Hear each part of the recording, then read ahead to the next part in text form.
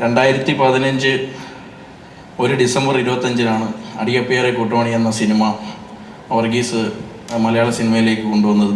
അത്രയും വലിയ ഹിറ്റായത്. ഇത്രയും വർഷമായിട്ടും നമുക്ക് ഇവിടെ വെച്ച് സംസാരിക്കുമ്പോൾ അടികപ്പേറെ കൂട്ടുമണിയുടെ ഡയറക്ടർ എന്ന് പറയുമ്പോൾ അവർ ചോദിക്കും, നിങ്ങളുടെ കൂട്ടുകാരനാണോ എന്ന് ചോദിക്കും. അവനല്ല. ഈ കപ്പയാറിൻ്റെ കഥ സത്യത്തിൽ ഞങ്ങളുടെ ഹോസ്റ്റൽ ലൈഫിൽ നടന്ന സംഭവമാണ്.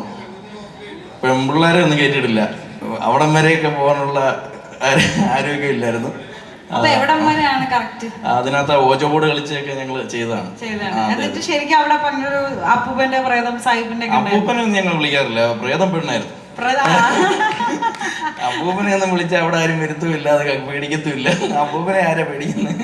അല്ല, ശരിക്കും നിങ്ങള് ഇപ്പൊ വിജയ ബോർഡ് കളിച്ചപ്പോ പെണ്ണിന്റെ പ്രേതം വന്നാ? ഇല്ല, നിങ്ങൾ ഞങ്ങളുള്ള ഹോസ്റ്റലിൽ ഒരു പെണ്ണിന്റെ പ്രേതം വരാനോ? അപ്പോൾ ഞങ്ങളുടെ ജീവിതത്തിൽ സംഭവിച്ച ഒരു വലിയ ഇൻസിഡന്റ് ആണ് അത്. അപ്പോൾ